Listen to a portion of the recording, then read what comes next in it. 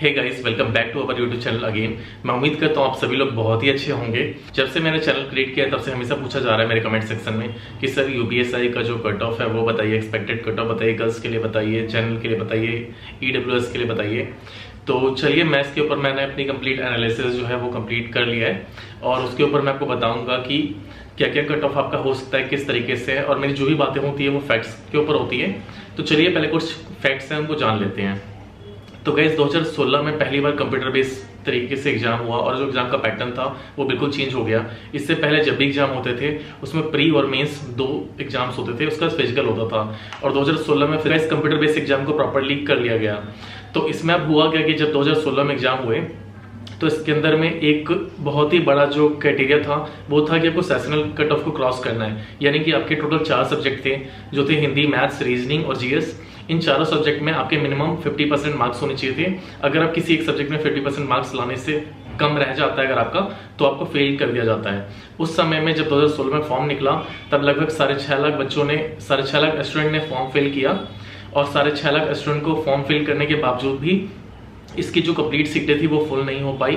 और इसमें अगर हम जनरल रैंक की बात करेंगे 2016 में लास्ट जो सीट मिली वो 252 नंबर पे सीट मिल गई जनरल कैटेगरी को यूपीएसआई के अंदर में।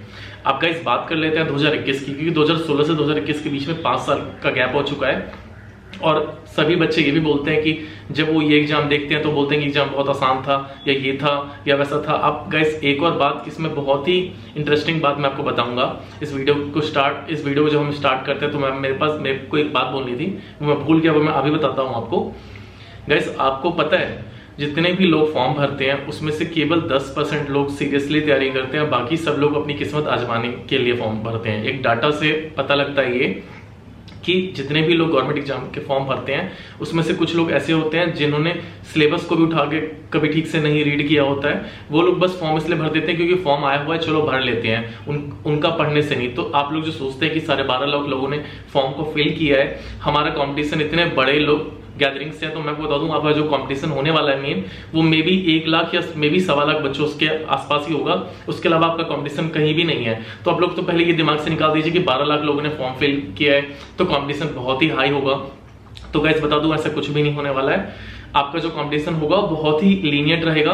और जबकि मैं आपको बता दूं कि बच्चे जो फॉर्म भरते हैं जरूरी नहीं है कि वो एग्जाम देंगे भी। अगर 12.5 लाख लोगों ने फॉर्म भरा है तो मेरे हिसाब से 3 लाख लोग तो एब्सेंट ही रहेंगे, तो 9 लाख लोग बचे। उन 9 लाख में से भी 8 लाख लोग ऐसे होंगे जिन्होंने तैयारी अपनी बहुत ही ज्यादा लीनियंट वे में की होगी, कभी की होगी कभी नहीं की होगी, ऐसा है। उसके बाद गाइस मैं आपको बता दूं कि वो जो बच्चे होते हैं, जो 1 लाख बच्चे होते हैं, वो थोड़े से सीरियसली होते हैं। उसमें से भी कुछ बच्चे ऐसे होते हैं जो पेपर पे घबरा जाते हैं या जिनकी कोई सब्जेक्ट बहुत वीक होता है। तो ये सब चीजें होती हैं। अभी गाइस हम थोड़ा सा ऑफ टॉपिक चले गए, अब हम बात करते हैं आपके कट ऑफ को लेकर। तो पहले आपको ये ओवरव्यू समझाना इसलिए इंपॉर्टेंट था क्योंकि आप लोगों से बहुत लोग जैसे ही 12.5 लाख लोगों का नाम सुनते हैं तो घबरा जाते हैं। आपको गाइस सिर्फ एक सीट चाहिए और आपकी नजर सिर्फ अपनी एक सीट पे होनी चाहिए, ना कि आपको ये देखना चाहिए कि मेरे अगल बगल कौन बैठे हुए हैं। जब कभी भी आप एग्जाम हॉल में बैठोगे तो आपकी नजर में सिर्फ अपनी एक सीट होनी चाहिए। और मैं आपको बताऊंगा एग्जैक्टली कितना कट ऑफ जाएगा। और 100% आप यकीन मानिए ये जो रिसर्च है ये मेरी 3 से 4 दिन की रिसर्च है। और मैं कोई भी चीज अगर रिसर्च करता हूं तो बहुत अच्छे लेवल पे करता हूं, इसलिए मैं आपको जो भी कट ऑफ बताऊंगा वो बिल्कुल आप माइंड मेकअप करके चलिएगा। इससे 5 नंबर ऊपर या 5 नंबर नीचे होगा, बट इसके अलावा कुछ नहीं होगा। अब गाइस अगर हम बात करते हैं 2016 में और 2021 में तो बहुत फर्क हो चुका है।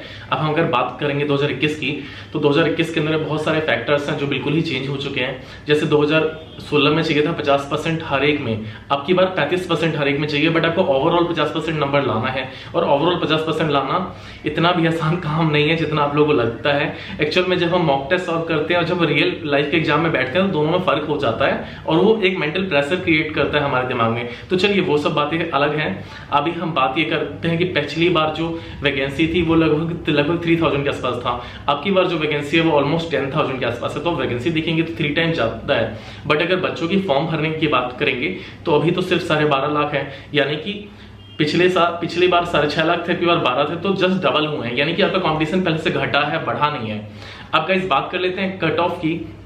तो गाइस कट ऑफ के अंदर में जो सबसे ज्यादा फैक्टर्स करता है, जो कि मैंने को बताया कि जो बच्चे हैं सभी लोग सीरियसली नहीं होते हैं, कुछ ही लोग सीरियसली होते हैं। और अगर आप नंबर ऑफ सीट्स देखोगे इसमें बहुत चीजें होती हैं, जैसे कि आपका जो बच्चे हैं उसकी हाइट प्रॉपर होनी चाहिए, उसका मेडिकल प्रॉपर होना चाहिए। सारी चीजों को जब करते हैं उसके बाद ही आपका, बहुत लोग ऐसे हैं जिन्होंने फॉर्म फिल कर रखा है बट उनके डॉक्यूमेंट प्रॉपर नहीं है, तो बहुत चीजें फैक्टर्स निकलती है। तो अगर मैं बात करूंगा बिल्कुल फाइनल मेरिट का, अगर आपका फाइनली सिलेक्शन होना है तो मैं बताऊंगा आपका जो जनरल में जो आपकी जाएगी वो मेरे हिसाब से 260 नंबर से ऊपर आपका जनरल में नहीं जाएगा। अगर आपके 260 नंबर आ चुके हैं, यानी कि अगर आप पेपर में बैठते हो और आपको 105 नंबर, यानी 160 में से अगर आपके 105 नंबर, बिल्कुल 105 क्वेश्चन बिल्कुल सही हैं, तो 100% मेरे हिसाब से आप मान के चलिए आपका जनरल में 100% सिलेक्शन हो जाएगा। इस सिलेक्शन को आपको कोई भी नहीं रोक सकता। 105 से 106 नंबर पे आप जहां हैं वहीं पे आपका सिलेक्शन एकदम 100% हो जाएगा।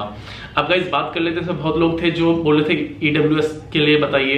तो गाइस EWS के लिए बस आप ये समझ लीजिए कि अगर उनका आता है 260 पे तो आप उनसे 5 या 6 नंबर कम ले लीजिए, बस इतना ही होगा। ये मार्क्स मैं आफ्टर नॉर्मलाइजेशन बता रहा हूँ। तो आप लोग ये चीज मान के चलिएगा कि जितना जनरल का है, जनरल से आपके 5 से 6 नंबर ही डाउन होगा, उससे ज्यादा नहीं होगा डाउन, क्योंकि EWS की भी एक फिक्स सीट होती है, जनरल की भी एक सीट होती है, तो इतना ही होगा डाउन। अब गाइस अगर बात करते हैं OBC का, तो मेरे को लगता है कि 250 और 245 के बीच में, 245 से 250 के बीच में जो है वो OBC लाइक करता है। अगर आपके 250 नंबर आ जाते हैं, यानी कि आपके अगर 100 नंबर आप सिक्योर कर लेते हो, तो मेरे हिसाब से आपका OBC में सिलेक्शन 100% हो जाएगा।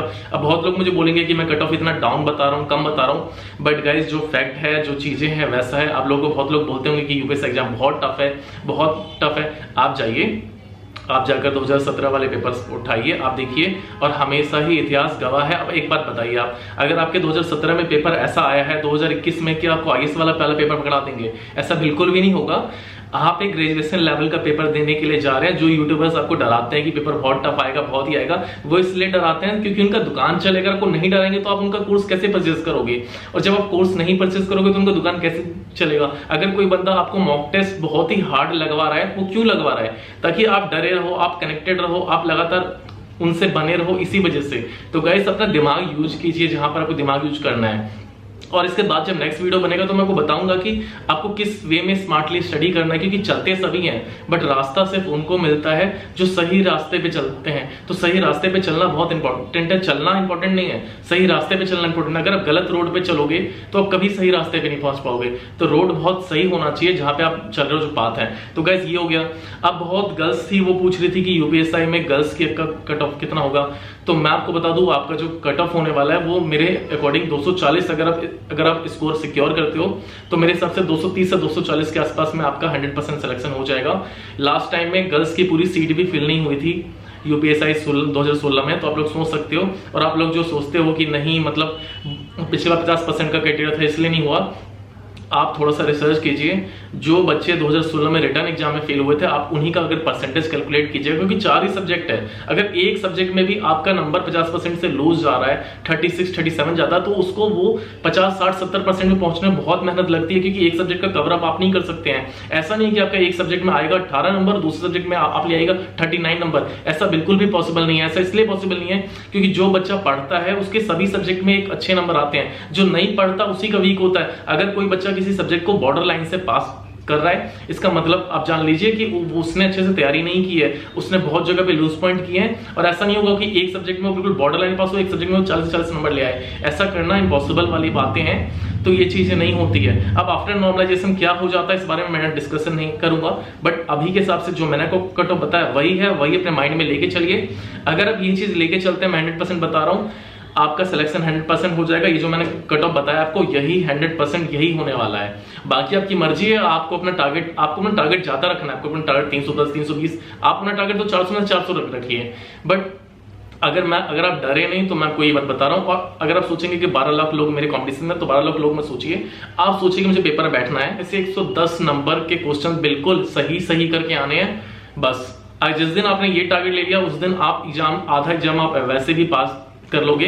अगर आपने टारगेट ये ले लिया कि यार 12 लाख है, मैं कैसे करूंगा, मेरा क्या होगा, उस दिन आप यकीन मानिए आधा वैसे फेल हो चुके हैं, आधा बचा हुआ है वो भी आप फेल हो जाएंगे।